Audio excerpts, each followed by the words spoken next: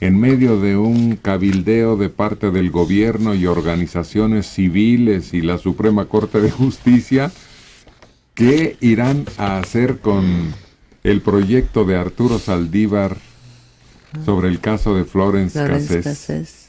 El proyecto de Saldívar, que también metió su cuchara cuando los niños quemados, ¿se acuerdan? Sí. Y no le hicieron caso. El proyecto establece que las violaciones al proceso son de tal magnitud que no pueden repararse mediante una nueva sentencia.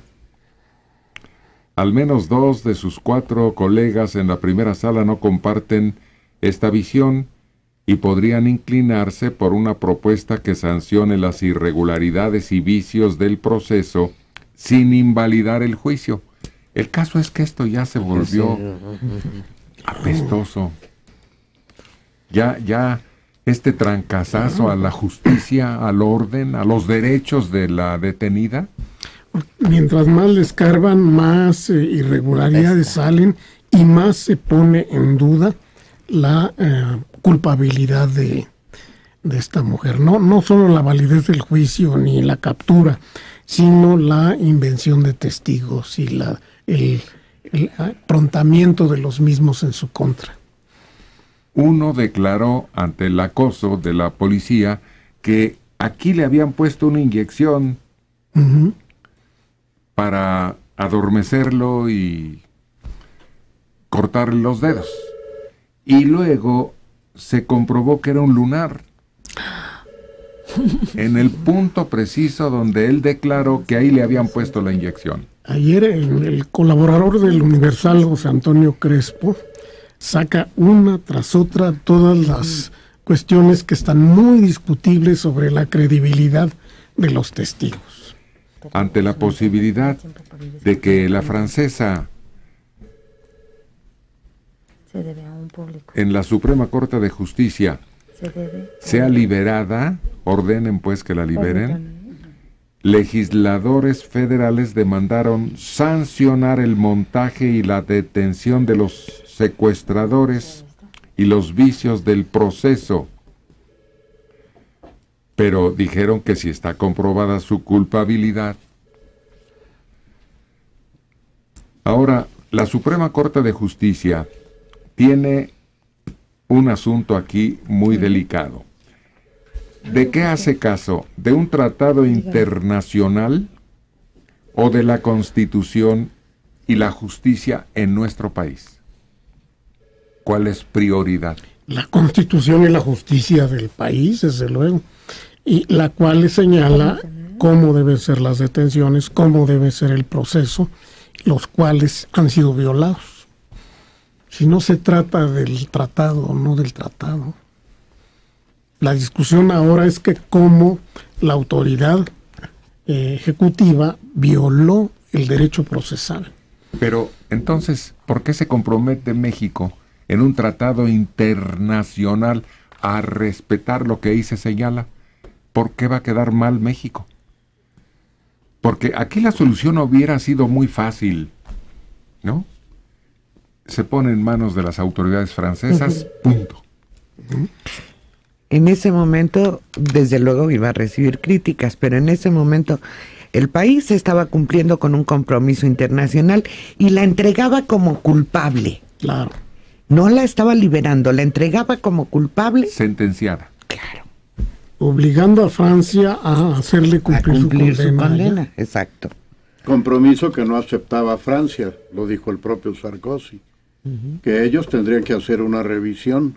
Bueno, pues allá ellos. Exacto. Pero es que el tratado no permite la revisión. ¿Quién sabe en qué condiciones está el tratado? Pero la diferencia de leyes tampoco permite a los franceses encerrarla 60 años. Pues no, porque allá no existe esa condena. Pero en ese momento, Carlos, el país, el gobierno, las autoridades judiciales hubieran quedado, es que nosotros teníamos el compromiso, la entregamos como culpable, para nosotros sigue siendo una secuestradora. Y ya el otro asunto era en Francia. No que ahorita están hechos un lío, para donde se vayan van a quedar mal. Bueno, y con el problema de que la señora Wallace nos plantea una guerra patria. Sí. Creo que está llevando al extremo el asunto, ¿no? El Consejo Ciudadano acusa al secretario Genaro García Luna de orquestar un linchamiento con apariencia de proceso penal contra Florence Cassés. Cassés ha sido por más de 6 años víctima del abuso del poder de un linchamiento con apariencia de proceso penal. Integrantes del Gobierno Federal de México y sobre todo Genaro García Luna han mantenido un clima de linchamiento en contra de Florence, para con ello influir en la opinión pública y en los jueces. Y por ahí sigue. Es la verdad. O cuando menos muchos coincidimos con esta declaración.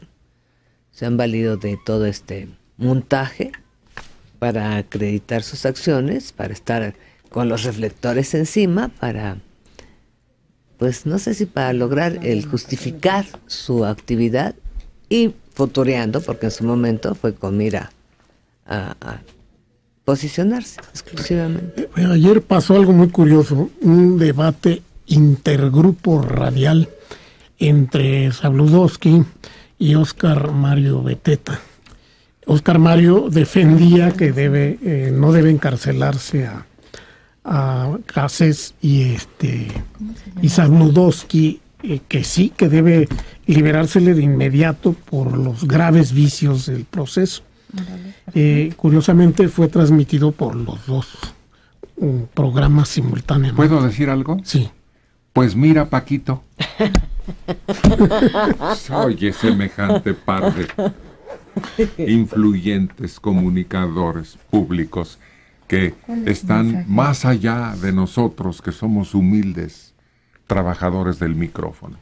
Pero para la tremenda corte no sería un buen pie esto para seguir prohibiendo la violación a los derechos. Espérate, para la tremenda corte cubana. Ay, caray, se me vino la línea del pensamiento. Tú estabas ahí, chico. Y bueno, para la Suprema Corte no sería esto el pie para impedir que se sigan violando mañana, tarde y noche los derechos de los detenidos. Ahí está el problema principal. No importa la Cassés, importa mi futuro, el de mi familia, el de mis compañeros de trabajo, el de mis paisanos. Eso es lo importante. Ese es el punto. Sobre la entrevista de ayer con Jacobo y un locutor de Radio Fórmula. Este último mencionó que la francesa debe seguir presa y Jacobo está en favor de que se libere. Es lo que dije. No, lo dijiste al revés. Yo propuse que Jacobo decía que lo tenían que liberar. Sí. Desde que arrancó este proceso con las fallas, Matarili, Marcelino, Jacobo y un servidor, estuvimos señalando que eso no era posible. Y tú mismo lo dijiste aquí. El primer día. Sí, con mucha claridad. Nací en el Distrito Federal, en Bellavista, arriba de Tacubaya.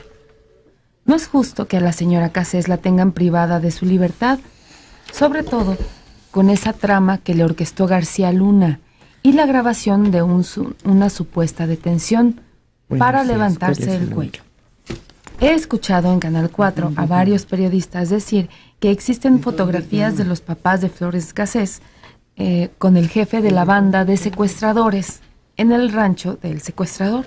Sí, existe, las hemos visto, pero eso no influye en el proceso ni en el relajo que se ha armado. Eso es aparte. Los señores venían a ver a su hija y eran recibidos en la casa donde vivía con su pareja. Eso no tiene nada que ver con el montaje que se hizo con la retención ilegal horas antes y no fue presentada ante las autoridades, y la declaración y luego la contradeclaración que hacen las víctimas. Eso es aparte. Mi marido, que tiene 65 años, y mis dos hijas de 31 y 27 son abogados. Y piensan que cuando vino el presidente francés a solicitar la liberación de Cassés, Felipe Calderón... No, a ver, un punto ahí. No vino a pedir la liberación de la francesa. El presidente pidió que la pusieran en manos de los tribunales franceses. Y continúa Dolores García Martínez. Felipe Calderón acordó que sí la dejaría partir, pero no en ese momento. Sin embargo, lo haría antes de que terminara su sexenio. No. ¿Quién dice eso? No, hombre, están mal informados sus familiares, por muy abogados que sean. Al presidente francés se le rogó que no soltara en sus pláticas públicas detalles sobre este asunto. Y el hombre, engallándose, dijo, ¿y por qué me van a prohibir hablar de un caso interesante para mí? Y de una compatriota. Además, el señor venía en visita de Estado, no venía a decir, suéltenla, por favor. No. Pero cuando uno es anfitrión, uno no se puede dar el lujo de decirle a su invitado de tan alto rango, no hable de esto, señor presidente. No. Torpeza. Total y absoluta. Pero es que la diplomacia en este país últimamente se ha manejado con las patas, ¿sí? A pesar de que tenemos un premio Nobel precisamente por eso. No, y una trayectoria extraordinaria hasta de primera. 20 años. ¿Sí? La llegada de aquellos barcos con españoles perseguidos por el terror de la muerte, la llegada de los chilenos, nuestra persistencia para permanecer abiertas las relaciones con Cuba, una cantidad de actos que Genaro dejan muy Estrada. bien parado al país. Genaro Estrada, Padilla Nervo, Tello, fueron de veras, encabezaron muchos de ellos organismos internacionales y pusieron muy en alto la diplomacia mexicana, era intachable. De lo último importante que se recuerda en lo internacional en la diplomacia mexicana fue la intervención en la pacificación de El Salvador. Ahí intervino don Jorge Castañeda, padre. Y fue básico porque México aportó todos los documentos que sirvieron para las pláticas. A Guatemala le abrimos los brazos para que todos aquellos, después de matanzas horribles como la de la embajada. Pero creo que vale la pena mencionar que han sido 2 sexenios en los que se echó a perder la diplomacia mexicana, con criterios muy particulares, partidistas y no nacionales. Comes y te vas. No, elementales.